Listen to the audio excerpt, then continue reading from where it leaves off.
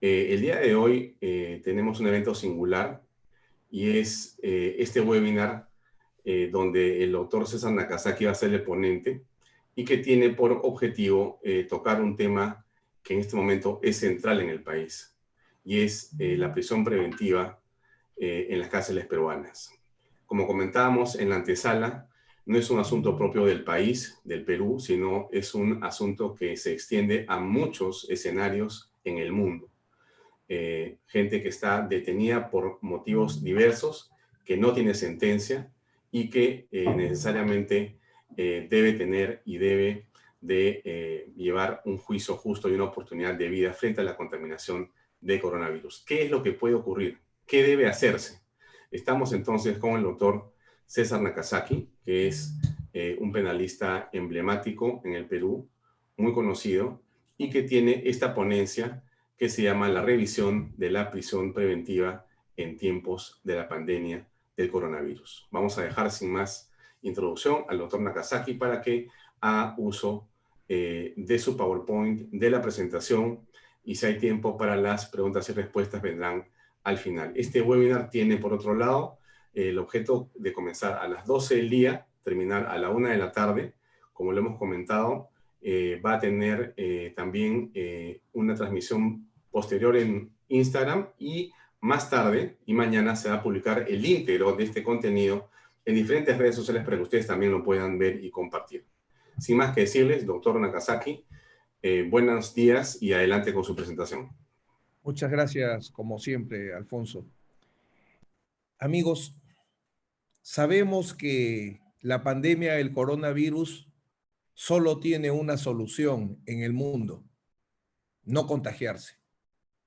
Y para no contagiarse, tenemos que eliminar todo foco de contaminación masiva. Probablemente en unos momentos se anuncie que se va a prolongar 2 semanas más el aislamiento social obligatorio con controles militares mucho más fuertes, porque evidentemente en el Perú y en muchos países, ese no te contagies, esa política de salud de enfrentar los focos de contaminación masiva no viene funcionando como se espera. Y en el caso que nos ocupa no viene funcionando porque hay focos infecciosos o focos de contaminación, perdón, o contagios si prefieren, que no se pueden superar como la informalidad de sociedades como la mayoría de las latinoamericanas y de otras partes del mundo, pero hay ciertas poblaciones vulnerables que no se quieren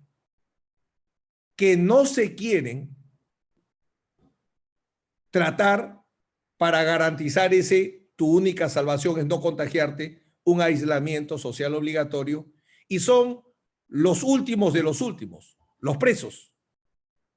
Ayer, discutiendo por la libertad de un patrocinado, el expresidente de la Federación Peruana de Fútbol, Edwin Oviedo, una de las jueces, una conocida y reconocida cristiana, una gran mujer, Margarita Zapata, le hacía la reflexión que en el juicio de las naciones, capítulo 25 de San Mateo, cuando Dios se reconoce en ese pobre, en ese hambriento, se reconoce en ese preso, no he visto que ese texto del Evangelio diga me reconozco de repente en algún preso y en otros no me reconozco.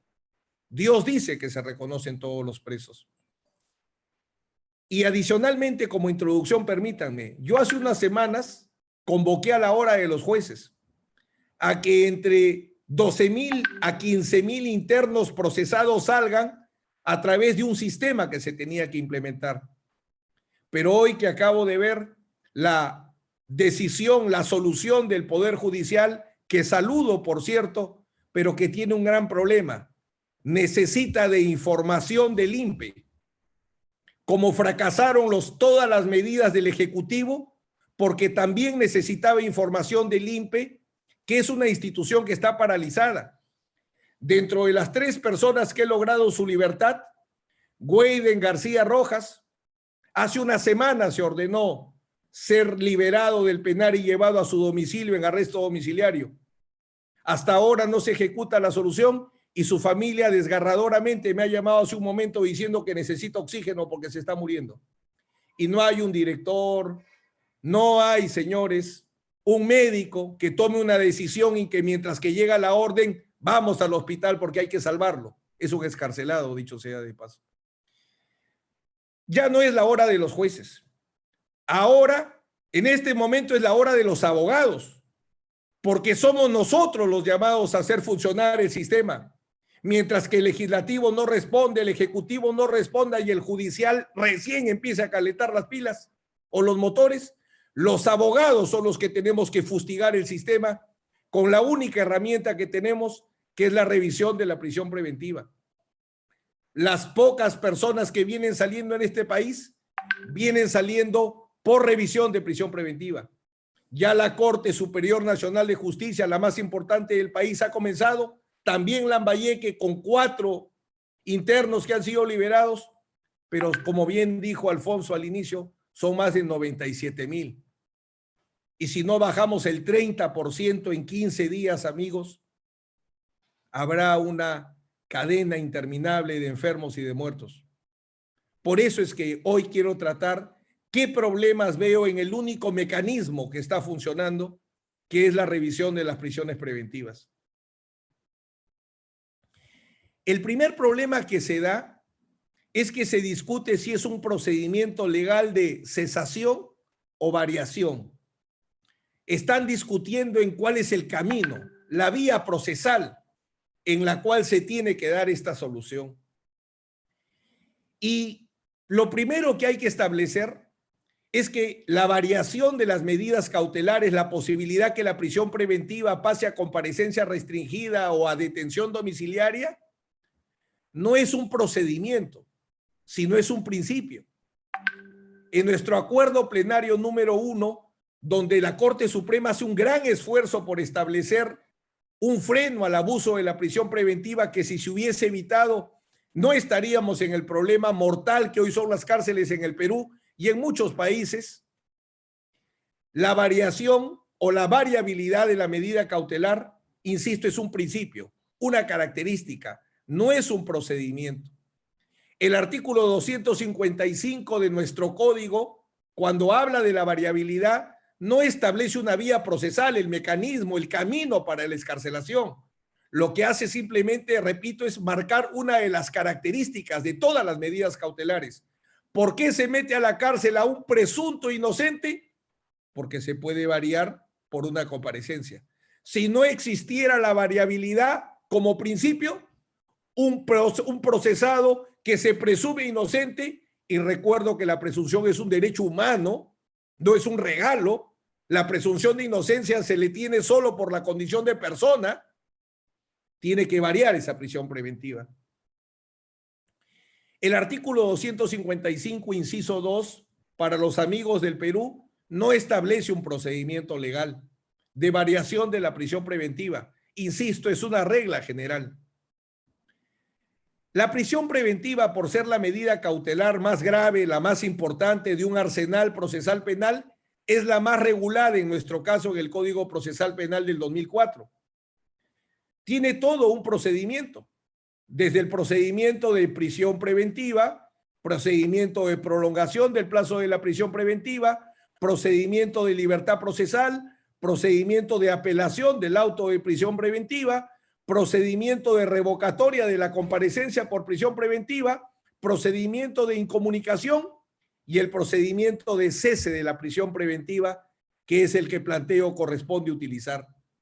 Es decir, que de acuerdo al principio de legalidad, porque los procedimientos cautelares los tiene que establecer la ley, el único procedimiento legal previsto para modificar la prisión preventiva es la cesación de la prisión preventiva.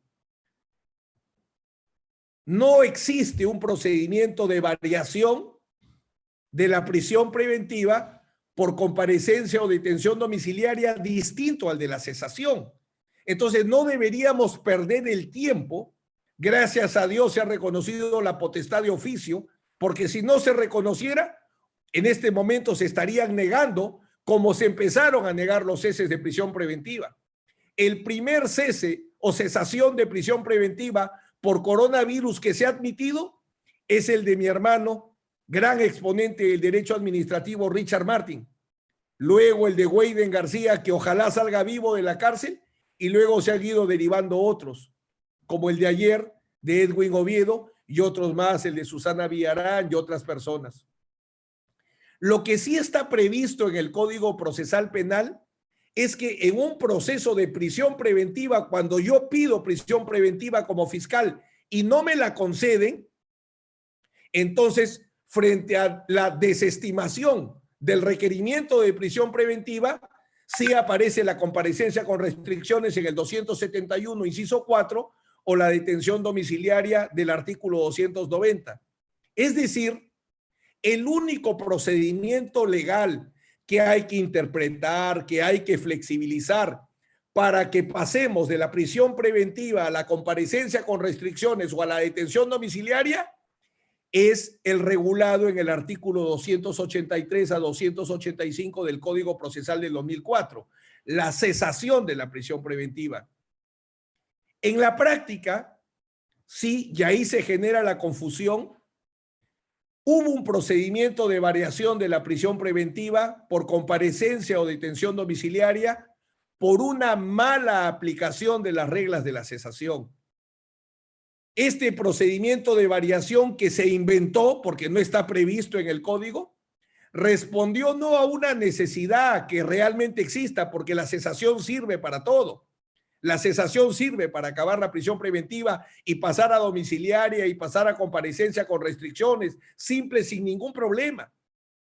Por eso es que en una emergencia tenemos que ser muy claros en la comprensión y en la aplicación de la ley. ¿Por qué existía ese problema? Y acá vamos a ver las bondades de la jurisprudencia en la emergencia COVID que se empieza a construir. Porque equivocadamente se aceptó solamente la vía de la cesación de la prisión preventiva cuando se modificaba el primer presupuesto, la sospecha fuerte de la imputación. Pero no se aceptaba discutir que se ha demostrado una nueva circunstancia atenuante de la pena que baja la pena probable, no se aceptaba. Discutir que se había debilitado la peligrosidad procesal, no se aceptaba, y menos la proporcionalidad. Cuando enfrenté el primer caso de Richard Martin Tirado, la fiscalía no se dedicó a discutirme las enfermedades ni el hacinamiento.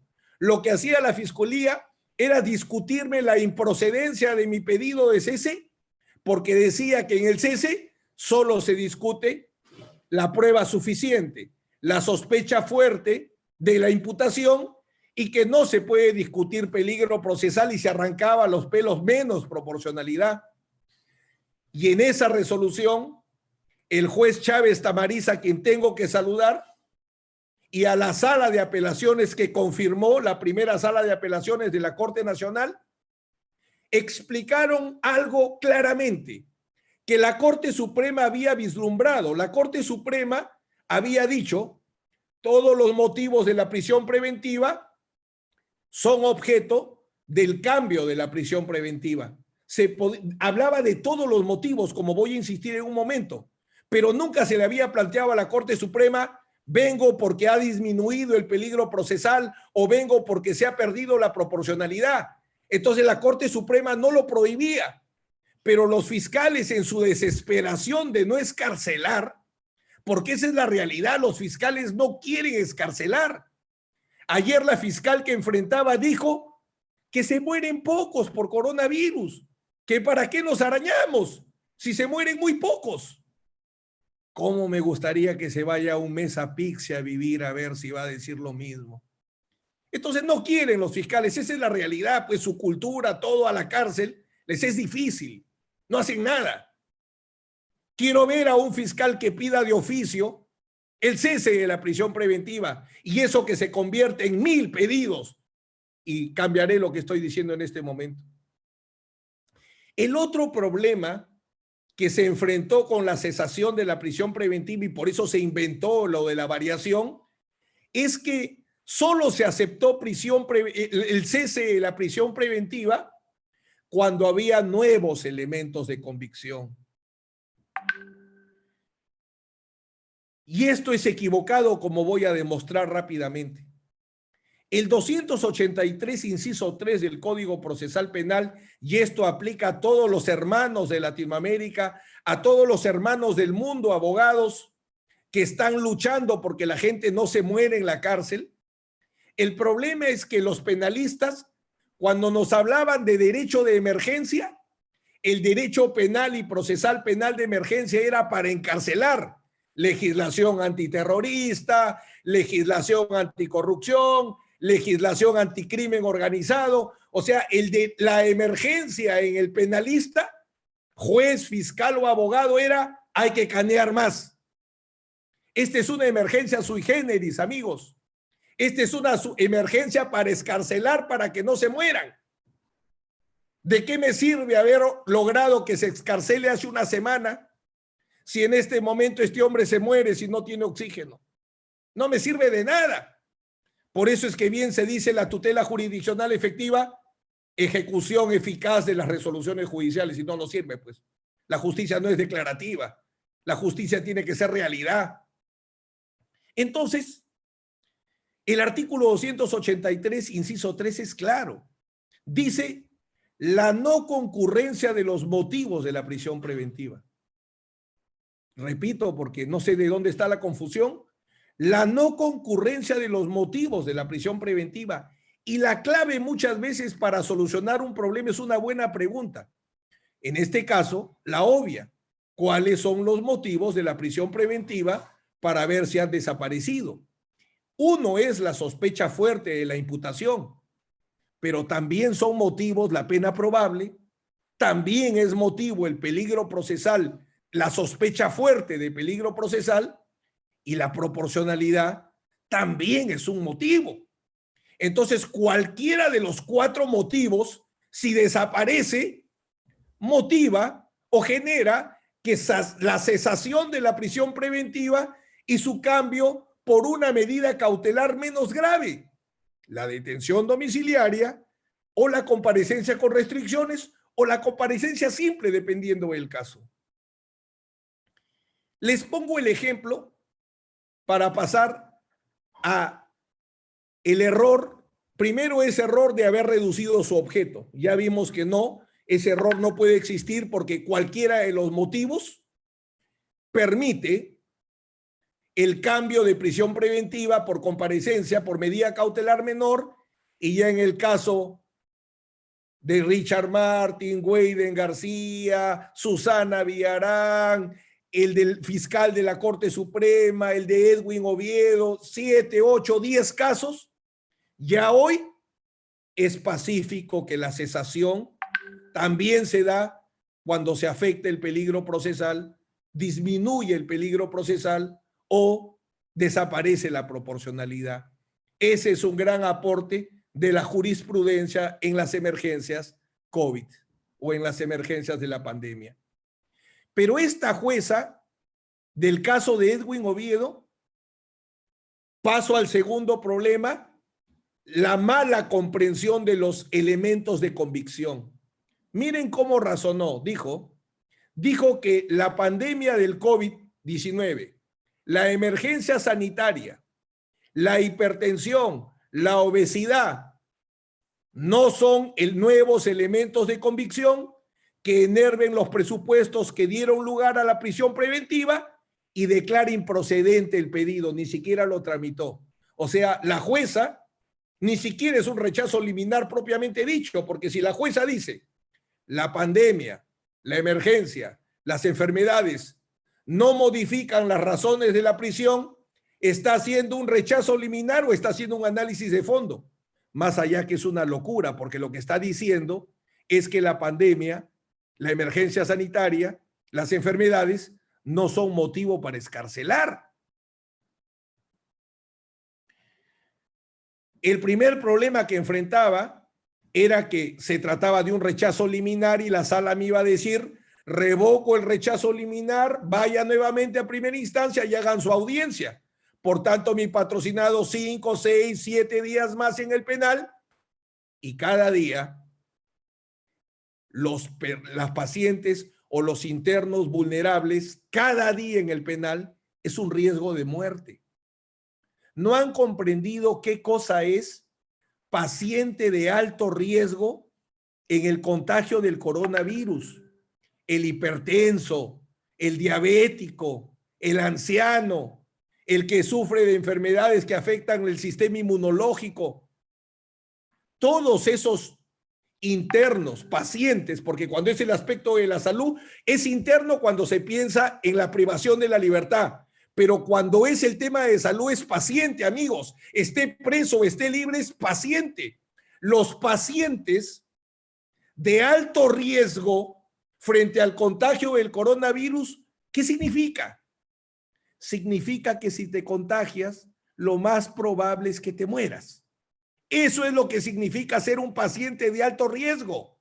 Si te contagias, eres sintomático, te tienen que hospitalizar, tienes que ir a UCI, y como ese camino es para muy pocos en el mundo, te vas a morir, pues.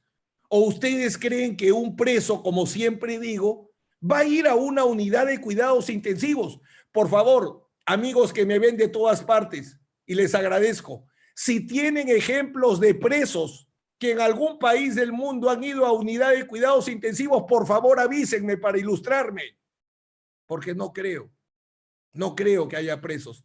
Algunos están hospitalizados, vaya a ver cómo, pero en cuidados intensivos no creo que ninguno. No por malos, sino porque faltan. Entonces, lo que le plantea la juez o a la sala es lo que se debe aplicar en todos los casos. Miren esta regla. En estado de emergencia sanitaria, la ley tiene que interpretarse garantizando el derecho a la vida y la salud del interno. Cualquier ley penal, cualquier ley procesal, cualquier ley de ejecución, cualquier política, cualquier decisión del Estado tiene que tomarse privilegiando la vida y la salud.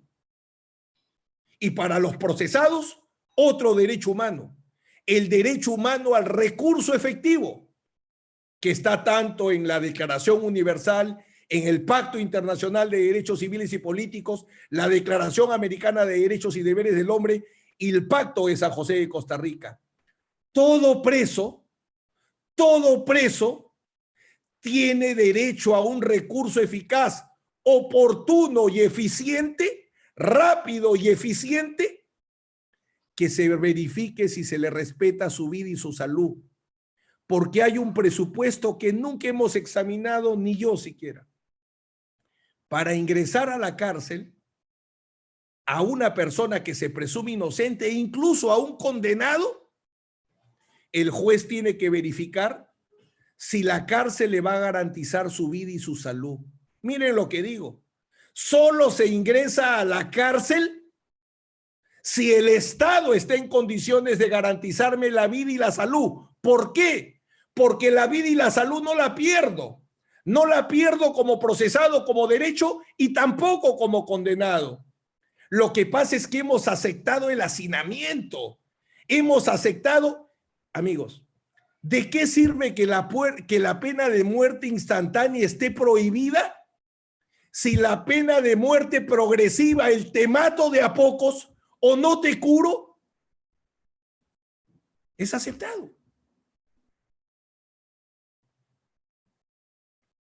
Y una herramienta fundamental, y ahí mi esperanza en que los jueces con la herramienta que acaban de dar entren en 24 por 24, la potestad de oficio de reformar la prisión preventiva, que la tiene tanto el juez de primera instancia, la sala superior, la Corte Suprema, todos tienen la potestad de oficio de dejar sin efecto una medida cautelar si la pandemia y la emergencia sanitaria lo exige. ¿Cuáles son los hechos que disminuyen el peligro procesal y que desaparecen la proporcionalidad de la prisión preventiva? La pandemia del coronavirus, el estado de emergencia, el hacinamiento de establecimientos penitenciarios como causa de la emergencia del sistema penitenciario. Para los amigos que no son del Perú, el sistema penitenciario en el Perú está declarado en emergencia desde el 2017. ¿Y saben por qué? Por hacinamiento, y porque no hay atención de salud para los internos. Las comorbilidades del paciente preso, el alto riesgo del paciente preso al contagio del coronavirus. Y esto es vital. Algunos dicen, no, la hipertensión no es grave, la diabetes no es grave, yo tengo hipertensión y no me he muerto. La gravedad se determina combinando la enfermedad y el alto riesgo que genera el contagio del coronavirus. La calificación de enfermedad grave es enfermedad y pandemia, no solo la enfermedad. La imposibilidad del INPE de garantizar un aislamiento social obligatorio y el colapso del sistema de salud que en el Perú también ha sido declarado en emergencia. De estos hechos, ¿cuáles se demuestran con prueba y cuáles se demuestran sin prueba? Para poder hablar de esos elementos de convicción, como en el caso de Oviedo, que dijeron la pandemia, la emergencia, las enfermedades no son elementos de convicción, no lo escarcelo, que se quede en la cárcel. Han desaparecido el artículo 156 del Código Procesal Penal. No todos los hechos se demuestran con pruebas, amigos. Miren este esquema. Los únicos hechos que se demuestran con pruebas son los hechos controvertidos, los que se discuten. Yo sostengo que Alfonso Baella no tiene hipertensión arterial. Hay una controversia, tengo que probar si sufre. Pero los hechos no controvertidos, los hechos establecidos por una norma jurídica, amigos, que el coronavirus es un caso de urgencia máxima, porque un fiscal decía, no, eso es un tema abstracto, lejano, como la fiscal de ayer, se mueren pocos, son muy poquitos los que se mueren, o sea, discutir si el coronavirus es algo grave o no, ¿saben por qué no lo podemos discutir? Porque en el Perú hay un decreto legislativo que regula las emergencias sanitarias. Y respecto a la emergencia sanitaria, cuando la Organización Mundial de la Salud declara una pandemia, la ley define ese hecho como una urgencia máxima. O sea, ¿cuántos días puedo demorarme en excarcelarlo? Ni un segundo, porque es urgencia máxima. ¿Cuántos pedidos tramito al día? 2 para no acalambrarte. Urgencia máxima. Y eso lo establece la norma. Y el resto de los hechos que acabo de citar son hechos públicos o son hechos notorios. O sea que la prueba, y permítame en este gráfico, la pandemia es un hecho establecido por el derecho, no se tiene que probar. El estado de emergencia es un hecho establecido por el derecho, no se tiene que probar.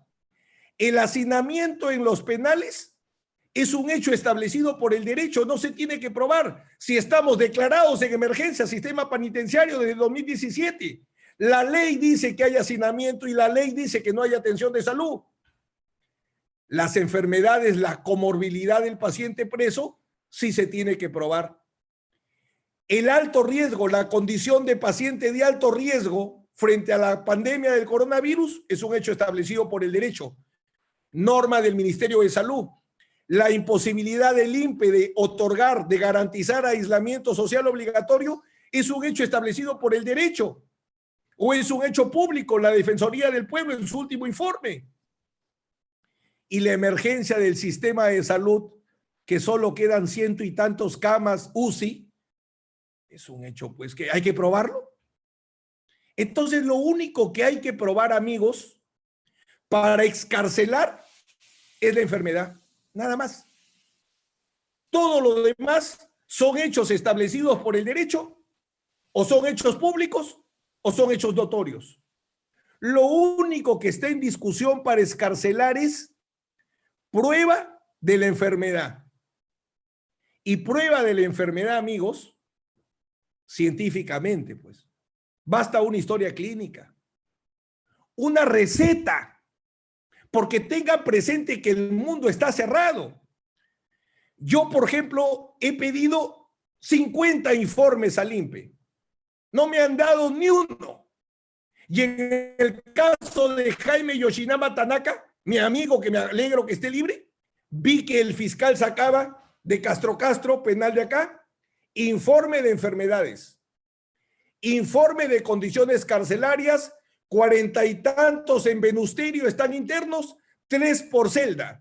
Informe hasta de alimentación, 3 informes tenía la fiscalía. ¿Por qué? Porque lo pide José Domingo Pérez.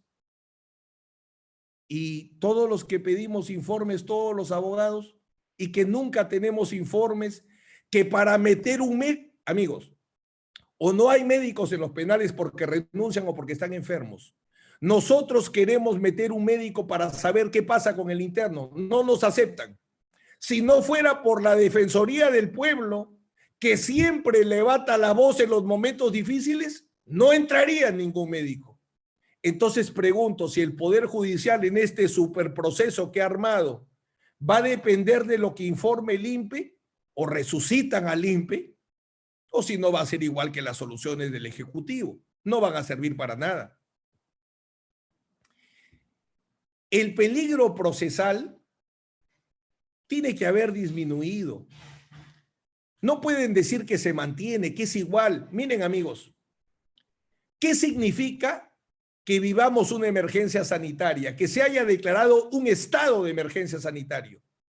Que la restricción máxima de la libertad personal, o sea, la libertad personal ha sido restringida a su mínima expresión.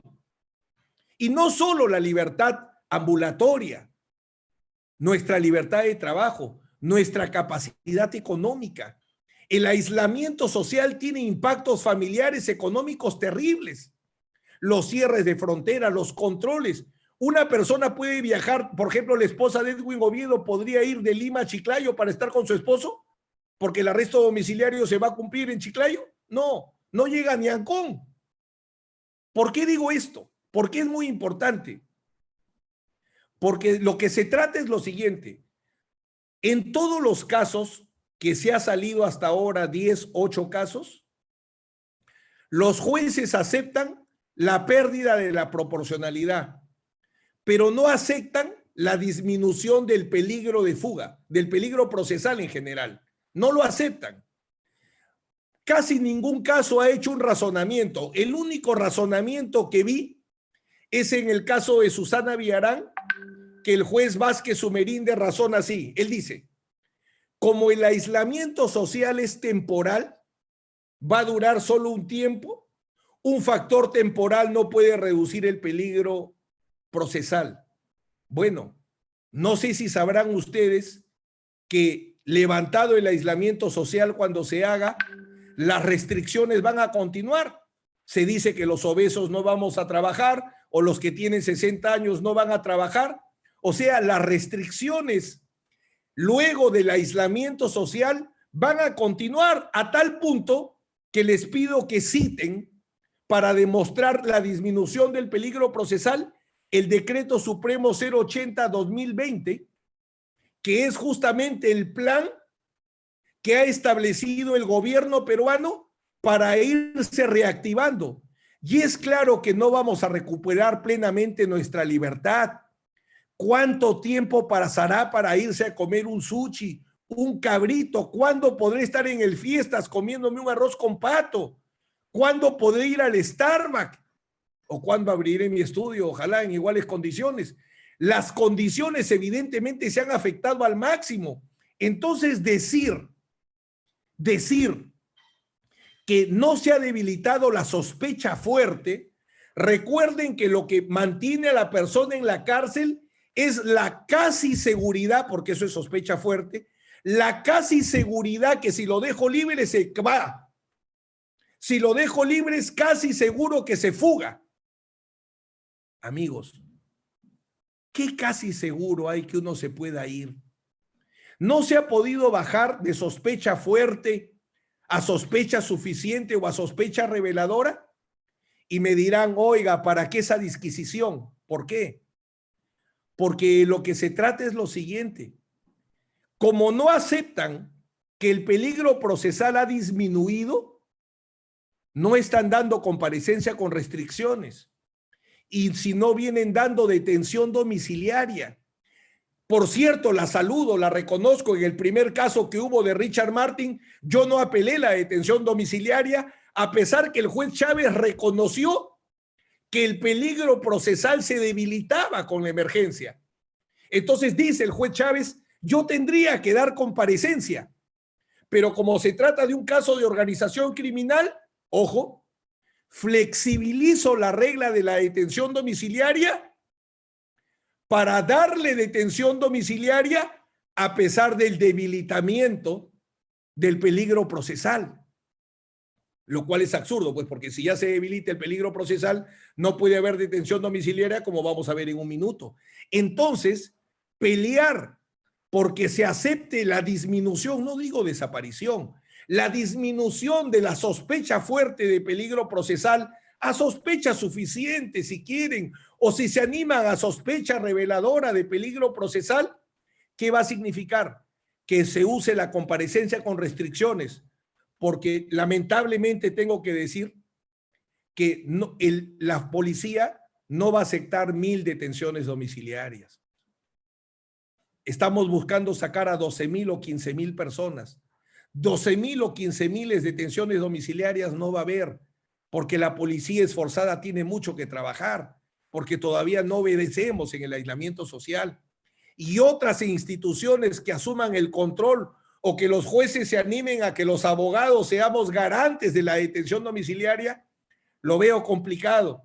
Por eso es que insisto en este tema, porque como repito, de repente yo me he beneficiado con 3 arrestos domiciliarios, pero tengo que pensar en 30,000, en 20,000, en 15,000 personas que tienen que salir si se trata de buscar preservar su vida o su salud, y para los que quedan en el penal también, porque la idea es, tú quedas en el penal porque eres condenado de terrorismo, por terrorismo, excelente, me quedo.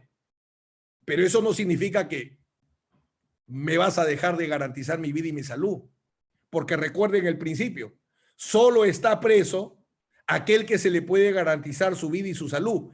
Ese es el presupuesto de la justicia número 1. Si no, no se puede tener al ser humano en la cárcel, porque no deja de ser humano por ser procesado y ni siquiera condenado.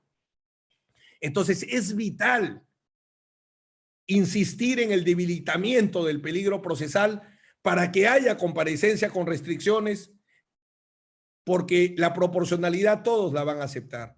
La pérdida de la proporcionalidad es clara. La libertad cede frente a la administración de justicia, pero la vida y la salud jamás, pues. No hay medida cautelar de afectación de la salud y no hay pena de pérdida de la salud o pena de muerte progresiva. En todo caso hay la instantánea. No hay te mato de a pocos, eso ni en Estados Unidos siquiera. Y para terminar, amigos, con esta reflexión, es indispensable interpretar el artículo 290 para darle un uso a la detención domiciliaria adecuado y abrir más. Todo esto va para abrir más la comparecencia con restricciones. Esa es mi propuesta, es abramos más la comparecencia con restricciones, porque la detención domiciliaria no basta, va a colapsar, va a colapsar. Necesitamos comparecencia con restricciones.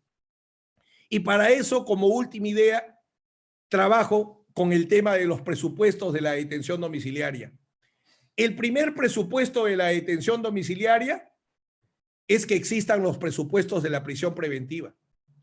La detención domiciliaria en el Perú no pertenece al ámbito de la comparecencia, sino es una alternativa a la prisión preventiva. Lo fue con el Código del 91, que poco rigió, pero con el del 2004 no. Con el del 2004 es una prisión preventiva, bien dice mi querido amigo Gonzalo del Río, una prisión preventiva privilegiada. ¿Por qué? Por razones humanitarias. Entonces, el primer presupuesto es los presupuestos de la prisión preventiva. Tiene que haber un caso donde proceda prisión preventiva y una razón humanitaria haga que no se aplique. Me detengo brevemente en este presupuesto. Si tiene que existir los presupuestos de la prisión preventiva, tiene que existir sospecha fuerte de peligro procesal. Solo donde hay sospecha fuerte de peligro procesal podemos decir si hay razones para la prisión preventiva. Pero en estos casos, donde no puede haber sospecha fuerte, porque las restricciones a la libertad personal son demasiadas, entonces, si se acepta el debilitamiento de la sospecha fuerte del peligro procesal, ya no podría ser prisión preventiva. Tendría que ser comparecencia con restricciones. Primer punto a reflexionar. Segundo punto, las razones humanitarias tienen que interpretarse a la luz de los derechos al recurso eficaz a la vida y a la salud del preso. Por ejemplo, con la edad del imputado. La ley dice 65 años, pero en este momento de estado de emergencia, ¿quién fija la edad como razón humanitaria? ¿El juez o el Ministerio de Salud? En una emergencia sanitaria, ¿quién establece, qué institución establece las personas que corren peligro en caso haya contagio de coronavirus? Es el Ministerio de Salud. Entendamos qué cosa es una emergencia, un estado de emergencia, lo estamos dejando en emergencia, estado de emergencia sanitario. Es un problema de salud y la solución arranca desde reglas de la salud que se tienen que ir aplicando en la educación o en la justicia. Entonces aquí tiene que haber una interpretación adecuada de los 65 años, porque el Ministerio de Salud, siguiendo lo que dice la Organización Mundial y la Organización Panamericana, establece el grupo de pacientes vulnerables desde los 60 años. Entonces, gracias a Dios, en la jurisprudencia que se ha empezado a trabajar, por ejemplo, en el caso de Weiden García, él no tiene 65 años. Si mi memoria no me falla, tiene 63 años. Invoqué la interpretación que estoy señalando y un aporte de un informe médico que diferencia entre edad cronológica y edad biológica. Cronológicamente tengo 58 años, pero si sufro de hipertensión arterial, diabetes, en mi caso infección a los riñones, tantos años yo desde que nací sufro de los riñones, entonces mi edad física es 58 años, mi edad cronológica, pero mi edad biológica, mi cuerpo afectado por tantos años de enfermedad es superior. Y puede ser que cronológicamente tengo 58 años, pero biológicamente tengo 60 o 61 años. Ese tipo de análisis sirvió en el caso de Weiden García, por eso mi reconocimiento al juez, en el caso de Weiden García, por eso mi reconocimiento a las primeras sala penal de apelaciones que recoge este concepto. En el caso de la enfermedad grave o incurable, para ir terminando, se necesita la mínima información necesaria. Veía que los fiscales decían, no se pronuncie hasta que haya un examen médico legal o haya un examen de los médicos del INPE, ya para ir terminando, pero pues no hay médicos. No hay médicos en los penales, no hay suficientes, entonces se necesita información mínima. Una historia clínica prueba un diagnóstico. Veía incluso a un fiscal que decía, pero no se ha examinado al paciente. Entonces, si no se examina al paciente, el informe pericial no sirve. Amigos, hay que leer un poquito. Hay actos médicos curativos, actos médicos periciales, actos médicos investigativos, etcétera, etcétera, etcétera. Los actos médicos curativos obviamente requieren examinar al paciente para hacer un diagnóstico y establecer un tratamiento. Pero los actos médicos periciales, no. ¿Cuál es la pericia médica más famosa que existe? La autopsia psicológica. Cuando hay una muerte violencia y no se sabe si se ha suicidado o si lo han matado. Y estando muerto, se establece si tenía una personalidad con tendencias suicidas. Entonces el informe pericial es sobre la historia clínica, es sobre la medicación que se tiene. En cuanto al imputado con incapacidad física y madre gestante, no lo trato, no porque no sea importante, sino porque no está en la jurisprudencia que estoy comentando, y me quedo con el último para acabar. La neutralización de especial peligro procesal. Primer presupuesto, tiene que haber motivos de prisión preventiva. Ahí está la sospecha fuerte de peligro procesal, en el primer presupuesto.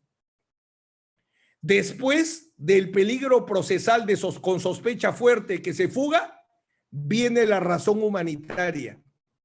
Entonces, ¿por qué el legislador dice, adicionalmente a la sospecha fuerte de peligro procesal y a la razón humanitaria para que no vaya a la cárcel, hay que neutralizar el peligro?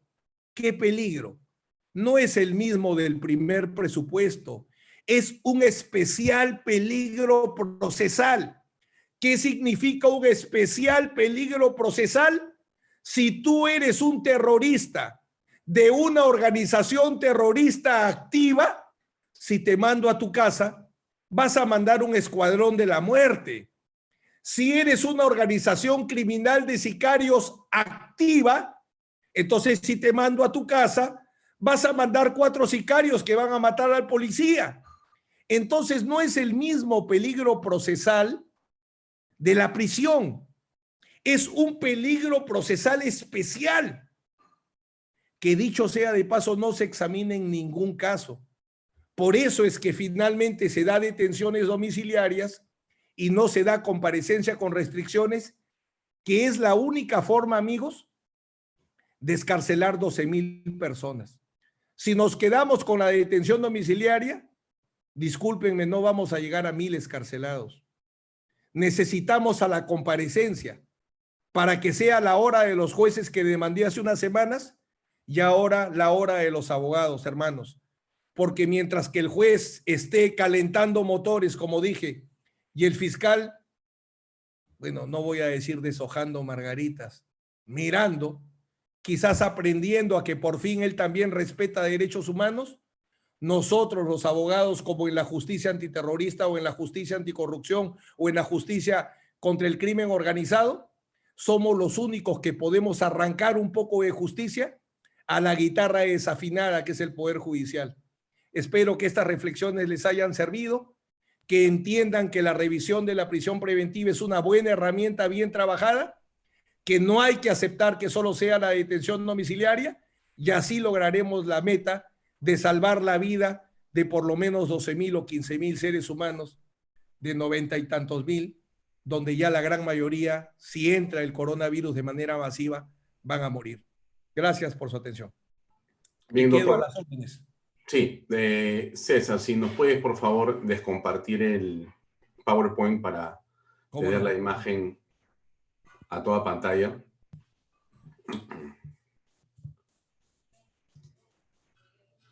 Y pasar ahora sí a las preguntas de las personas. Tengo aquí algunas que quiero formularte, César, por favor. La primera es, ¿qué sucede con los presos que están en prisión preventiva, jóvenes, sanos, sin antecedentes de enfermedad? ¿Cómo se les puede liberar tomando como argumento el COVID? Si pueden decir más bien que a ellos no les va a afectar. Bueno, ¿qué pasa en ese caso? Una gran pregunta, y es una defensa que estoy armando.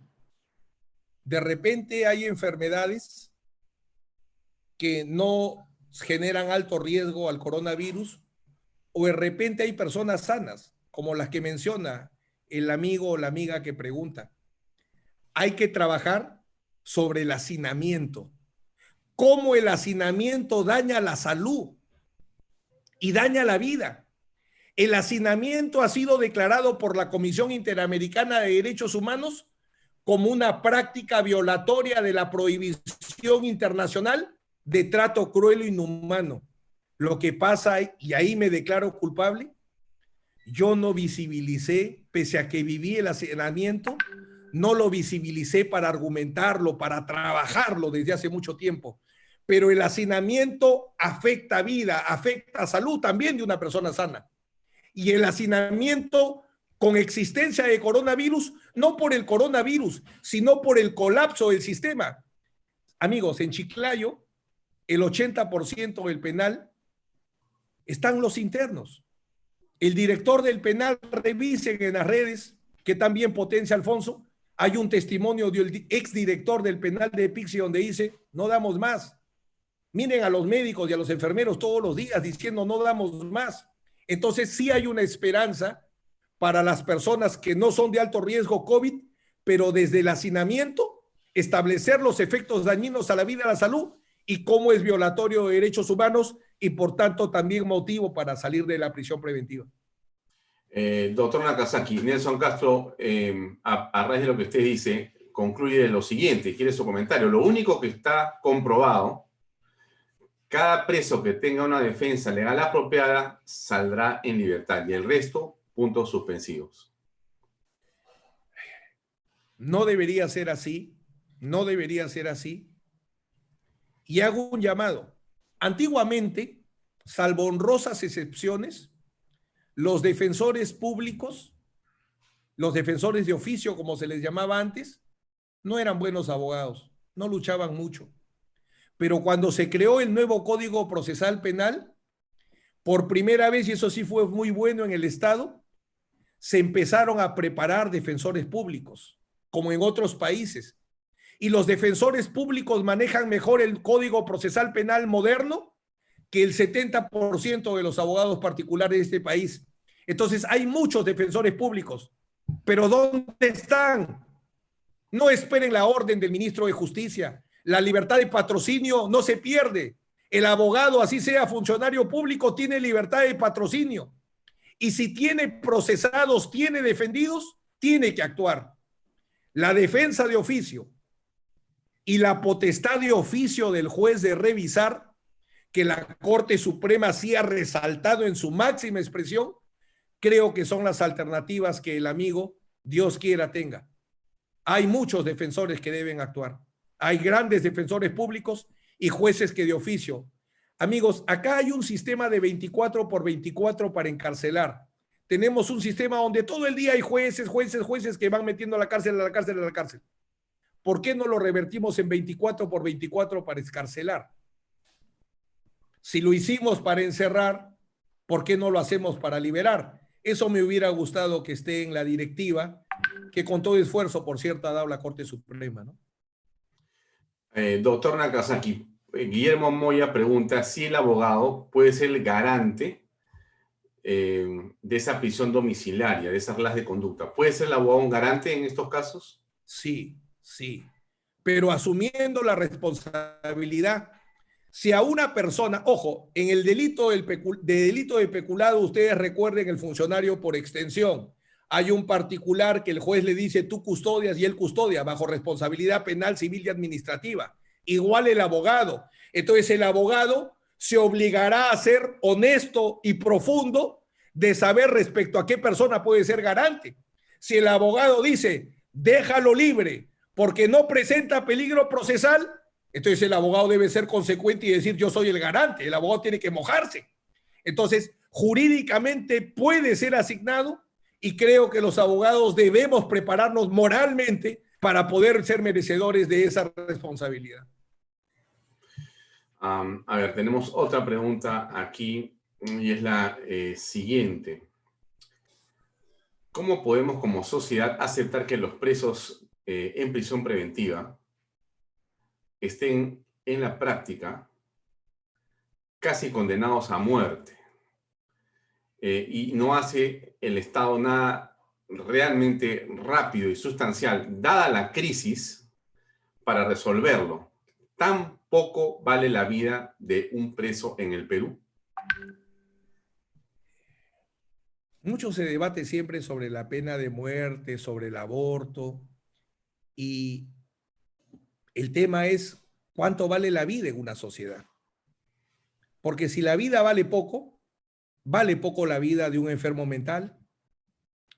Recuerdo cuando yo era abogado en Chiclayo, un gran alcalde de Chiclayo, y había un gran alcalde en Trujillo, ¿Saben lo que hacían? Soltaban a los enfermitos mentales a la carretera de Chiclayo para que se vayan para Trujillo. Y el de Trujillo los regresaba para Chiclayo. Entonces había un pequeño mar humano de gente desnuda, psicóticos, esquizofrénicos y tratamiento que iba deambulando. Eso es de mucho tiempo, porque tampoco hay que decir, hay que quemar al gobierno. Lo que digo es lo siguiente. Tenemos lo que tenemos. Entonces, para ser realista, ya la Corte Suprema ha dicho, con todo, revisión de oficio. Y si la Corte Suprema lo ha dicho, los jueces se van a activar. En Chiclayo ya comenzaron. La verdad no sé si en otros distritos judiciales, pero confío que sí. Entonces, hay que impulsar. Y los abogados tenemos que atacar con todo. Acá desde las redes. Por eso es que es fundamental labores como las que realiza Alfonso. Enseñarnos las herramientas. ¿Ustedes saben cuántos correos meto al día para que un médico sea atendido? Perdón, para que un médico ingrese a atender a un interno. Meto 50, meto 100. Como cuando hacía en Chiclayo, cuando el juez ladrón, yo no quería pagarle coima, le metí escrito 1 sentencia, escrito 100 sentencia, escrito 1000 sentencia y me llamaba, oye chino, ¿cuántos escritos me vas a meter? 1.000.000, carajo, te voy a meter, pero tú tienes que sentenciar.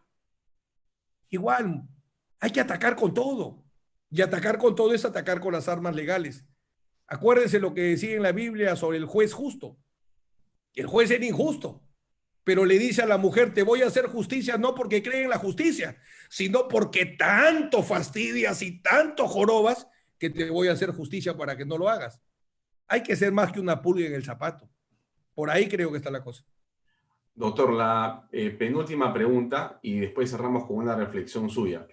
La pregunta es la siguiente. ¿Qué diferencia hay entre la variación de la prisión preventiva de Keiko Fujimori y de Edwin Oviedo, a pesar de que en el caso de Oviedo no se ha demostrado en la audiencia la desaparición del peligro procesal? Esa es la pregunta. Hasta me imagino, ¿quién, ¿es varón el que pregunte eso? Dejémoslo en anonimato para evitar sesgos. Dele nomás con la respuesta, por He favor. visto por ahí alguien. Amigos, es muy sencillo como esto. Hay historia clínica del Hospital 2 de Mayo. Hay un informe de cardiólogo del Hospital 2 de Mayo donde se establece la hipertensión arterial. Y hay una auditoría médica sobre esa historia clínica. ¿Qué dijo la fiscal?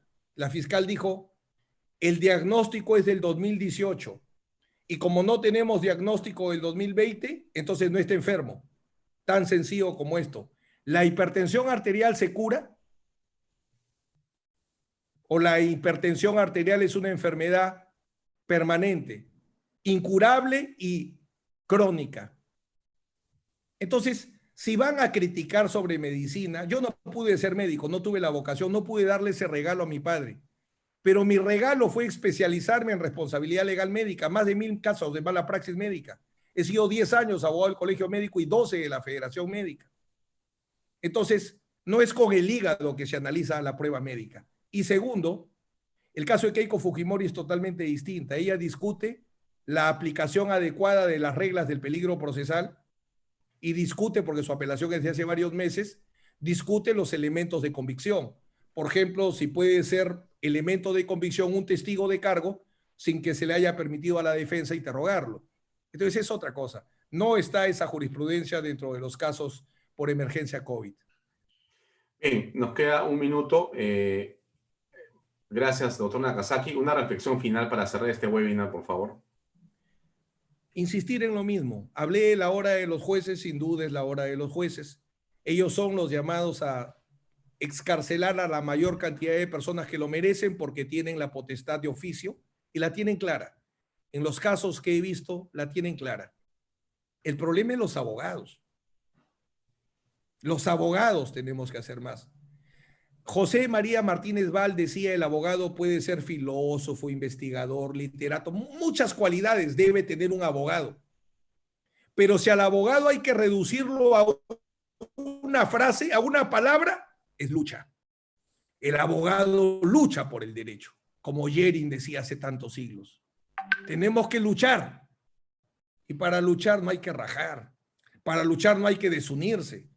Para luchar hay que sumar. Hay que hacer cadena de abogados para irnos alcanzando la jurisprudencia, la información, porque todos estamos en nuestras casas.